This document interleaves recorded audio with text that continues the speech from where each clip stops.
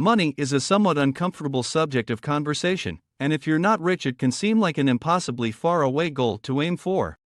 But financial freedom is different than being rich. Having financial freedom means that you don't have to worry about money in your life, because you have enough to cover your essential expenses and all of the things that contribute to your happiness as well.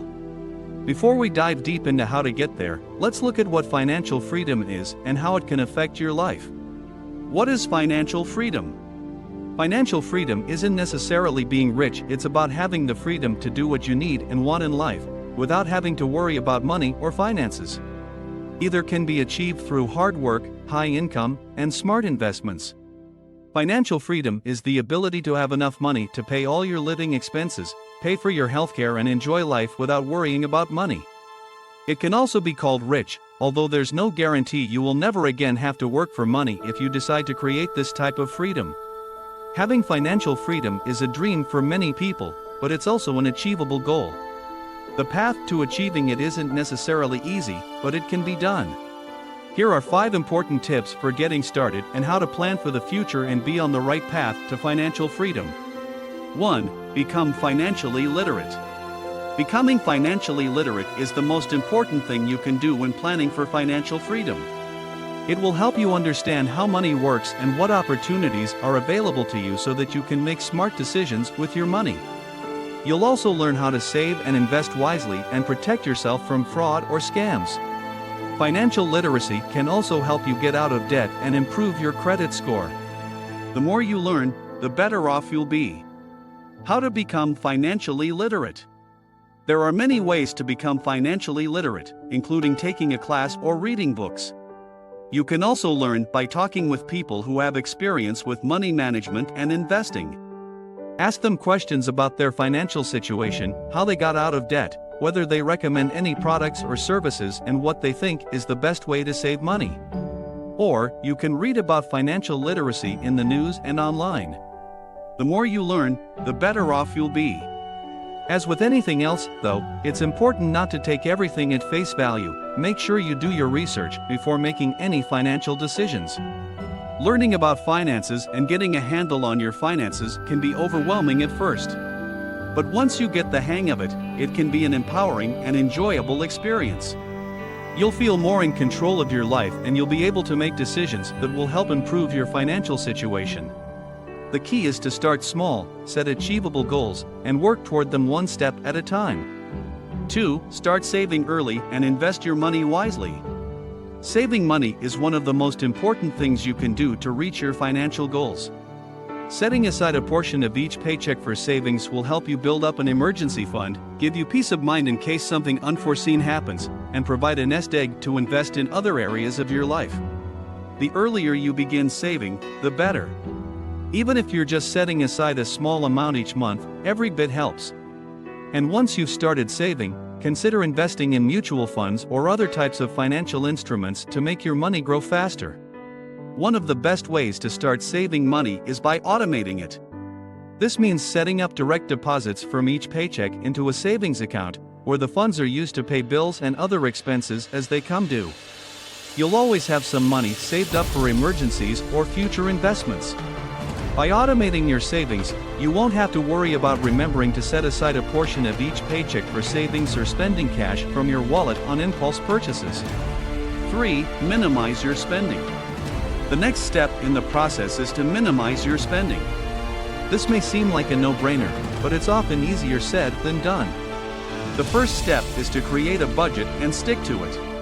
Create a list of all of your monthly expenses, including rent or mortgage payments, utilities, groceries, cell phone bills, student loans and other debts, entertainment costs, movies, concerts, travel expenses, gasoline costs, clothing purchases, medical bills, etc. After you have a comprehensive list of all of your monthly expenses, look for ways to reduce them. For example, if you're paying for cable TV service and rarely use it, consider canceling the service altogether. You can also save money by eating at home instead of going out to eat, which can add up quickly. We talked about minimizing our spending, but you need some way to track it, and we can't do it for you. The best way to track your spending is to use a budgeting app or a simple spreadsheet, or you can find some Notion templates online for you to help. This step is very important as it will help you see where your money goes when it's in your bank account and not just on paper.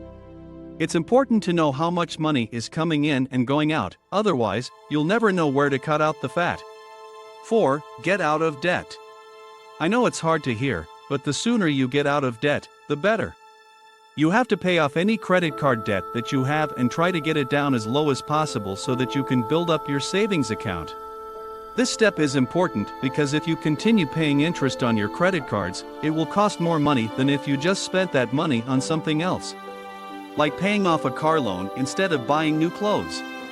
Getting out of debt is also important because it can be very stressful to know you have money coming out of your paycheck every month and not knowing where it's going to come from. If you are just starting in life, it can be even more stressful because you don't know how much money you need to live on. Paying off your debt will not only make you feel better about yourself, but it will also help you get out of debt faster. If you have a lot of debt, try to pay more than the minimum amount each month. For example, if you have a credit card with a $5,000 balance and the minimum payment is $50 a month, try to pay more than that amount. If you can afford it, pay off as much of your debt as possible so you don't have to worry about interest payments anymore. Again, make this process easier by tracking your expenses and income using a simple spreadsheet or any budgeting app of your choice. If you want me to list popular budgeting apps or methods, please let me know about them in the comments. 5. Retirement plan. If you're in your 20s or 30s, it's easy to think about retirement as something that will happen far off in the future. However, if you don't begin planning for retirement soon enough, you might have a hard time making ends meet when you reach this stage of life. One way to get started is by opening an IRA account. You can invest in the market through this account and let your money grow over time. If you're not sure where to start or if you need help with retirement planning, consider talking to a financial planner. They can give you advice on how much money you'll need to retire comfortably and how to invest it. If you want to invest in a retirement account, it's important to know what types of accounts are available. You can open an account at a bank or brokerage firm and invest money in stocks, bonds, and mutual funds. The main difference between these three types of investments is how much control you have over them. When you buy stock in a company, for example, you're buying part ownership of that company. If the company does well, you'll see a return on your investment. If it doesn't do so well, however, there's not much you can do about it. With bonds and mutual funds, you're simply lending money to an organization or company with a promise that they'll pay you back with interest. The benefit of this type of investment is that you don't have to worry about the day-to-day operations of the organization or company. You simply lend them money and collect interest on it. There are many advantages to investing in bonds and mutual funds, including the ability to diversify your portfolio. As you're only lending money, not buying part ownership of a company, you can invest in multiple companies or organizations with just one bond or mutual fund. Diversification lowers the risk of any individual investment losing value. Bonds and mutual funds are generally considered safe investments because they're backed by the government or by large corporations. But they also offer a higher interest rate than other types of loans. You can use this money later on when you need it, or, if you want, sell your bond or fund at any time to get back what you've earned so far. In this video, we talked about some of the best practices to become financially free, which are, but not limited to: 1. Become financially literate. 2. Start saving early. 3. Minimize your spending. 4. Get out of debt. And 5. Plan for retirement. I hope this video helped you learn something about becoming financially free. If you have any questions, feel free to leave them in the comments below.